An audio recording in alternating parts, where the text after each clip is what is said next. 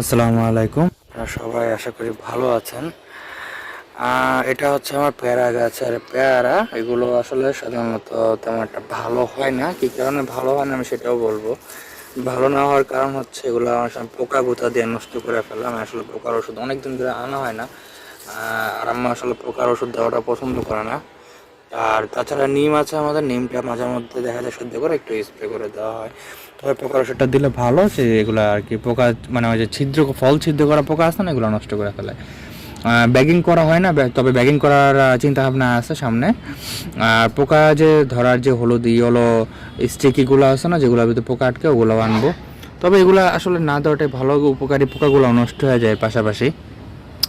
তবে শিলা পড়ছিল যে ফলগুলাতে, সেটা আপনাদেরকে দেখাই।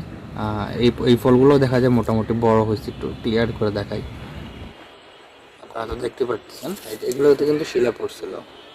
হ্যাঁ, এই ফলগুলো কিন্তু বড় হয়েছে। শুধু এই গাছেই না, আমি যদি আপনাদেরকে দেখাই, এই যে দেখেন এই গাছেও আমি করছি, গাছটা কেটে দিচ্ছি না, কারণ এটা কেটে ফেলছি। ওই যে উপর ডালাগুলো দেখেন, একটাও কিন্তু নাই। হ্যাঁ, তারপর ফল কিছু ফালাই দিছে, কারণ যেগুলো একেবারে শিলা পরে নষ্ট হয়ে গেছে, এরকম এই যে এরকম কিছু ফল, এগুলো ফালাই দিছে। হ্যাঁ, এটা এখন ফালাই দেবো। এরকম কিছু ফল আমি, এই যে এটা এখন আমি ফালাই দেবো। উফ, আরেকটা গাছে যা পড়ছে। যাই হোক, তো এরকম কিছু ফল আমি ফেলে দিছি। ফেলে দেওয়ার পরে বাকি ফলগুলো যেগুলো একটু সুস্থ আছে, ভালো আছে, ওগুলো কিন্তু বড় হইতেছে। এই যে এগুলো একটু বড় হইতেছে এখন গাছে কেটে দেওয়ার পরে। আর যেই ফলগুলো আসলে তেমন একটা ভালো হয়নি বা একেবারে শিলা পরে নষ্ট হয়ে গেছে, ওগুলো ফেলা দেওয়ার পরে বাকিগুলো বড় হইতেছে। তো এই ভালো কথা, এই আপনাদের পেঁপে গাছ নিয়ে আমি একটু আগে একটা ভিডিও করছি। এই পেঁপে গাছটা দেখেন, এটার কিন্তু একেবারে বাজে অবস্থা। আমি জানি না আমার পেঁপে গাছগুলো আসলে এরকম বাজে অবস্থা কেন হইতেছে। আর অনেক জায়গাতে দেখা যায়, অনেক দেশে দেখা যায় ওনারা পেঁপে গাছ কাইটা দেয়। পেঁপে গাছ কেটে দিলে পেঁপে গাছের আশেপাশে দিয়ে আলাদা আরও ডালপালা আসে, ওগুলাতে পেঁপে হয়। কিন্তু আমরা যখন পেঁপে গাছ কাটি, ওইটাতে ডালপালা আসতে অনেক সময় লাগে, এবং ওইটাও দেখা যায় কোঁকড়ানো হয়, তেমন একটা ভালো হয় না। ঠিক আছে, যার কারণে পেঁপে গাছের ডালপালা কাটতেও ভয় লাগে, যে মা এটা কাটা দেবো, আর দুইটা আসবে, ওই দুইটাতে যদি না হয় বা যদি কোঁকড়ানো হয়, এই কারণে কাটা হয় না। তো যাই হোক, আবার পেয়ারাতেই ফিরে আসি। এই হলো পেয়ারার অবস্থা। আরেকটা পেয়ারা গাছ আছে, আপনাদেরকে দেখাই।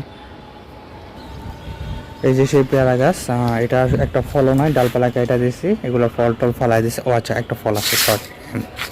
এটা কই ছিল আমি নিজেও দেখি নাই, কিন্তু এটা নষ্ট হয়ে গেছে, নরম হয়ে গেছে। দেখেন এই যে এটা শিলা পড়ছিল, আর প্লাস পোকা গোতা দিচ্ছে। এটা কিন্তু এখন আর খাওয়া যাবে না, খাওয়ার মতো নাই, সিদ্ধ সিদ্ধ হয়ে গেছে। এই দেখেন,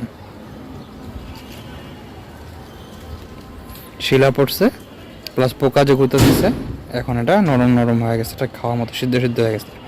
এটা আর খাওয়ার মতো নাই। এটা কি করতে হবে, এটা কাইটা বা এটা ওই আমরা যেখানে পচাই পাতা, তারপর সবজি পচাই, ওখানে দিয়ে দিব আর কি। এখন এটা খাওয়ার মতো আর না এটা। আমি এরকম গতকালকে একটা নিচ্ছি, কিন্তু আর খাওয়া যায়নি। আমাদের আরেকটা বিচি থেকে হওয়া পেঁপে গাছ, সরি পেয়ারা গাছ আছে, বিচি থেকে হয়েছে পেয়ারা গাছটা।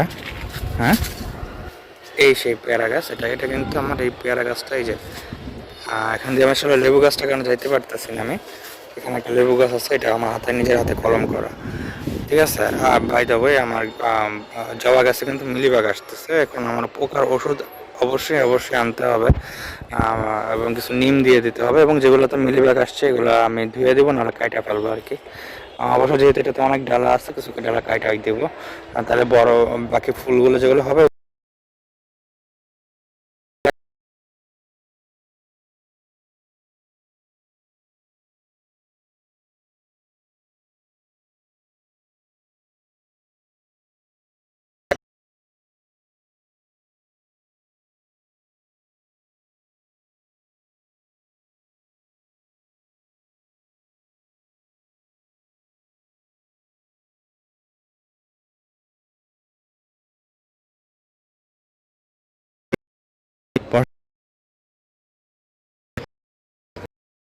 এটা হলো কথা। কিন্তু এটা তো 12 মাসে হওয়ার কথা না, মানে এটা বাজার থেকে একটা কাজী পেয়ারা টাইপের পেয়ারা আনছিলাম, ওইটা কি 12 মাসে কিনা আমি জানি না।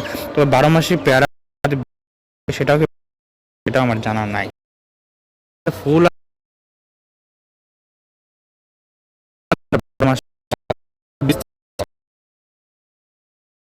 এটা সম্বন্ধে আমার নতুন একটা গাছ এবং বীজ, এবং দিন যাক দিন গেলে দেখবো জিনিসটা করতে পারবো। তবে বীজ থেকে যে পেয়ারা গাছ হয় এবং পেয়ারা হয় সেটা তো দেখা গেল শুধু পেয়ারা না, আম গাছও হয়েছে, আমও হয়েছে, সেটাও আপনারা অলরেডি দেখছেন। তো অলরেডি আজান দিয়ে দিচ্ছে, আকাশের মেঘগুলো বাসায় ফিরতেছে, আমাদেরও বাসায় যাওয়া উচিত, সালাতে যাওয়া উচিত। তো আসি, আল্লাহ হাফেজ, সবাই ভালো থাকবেন।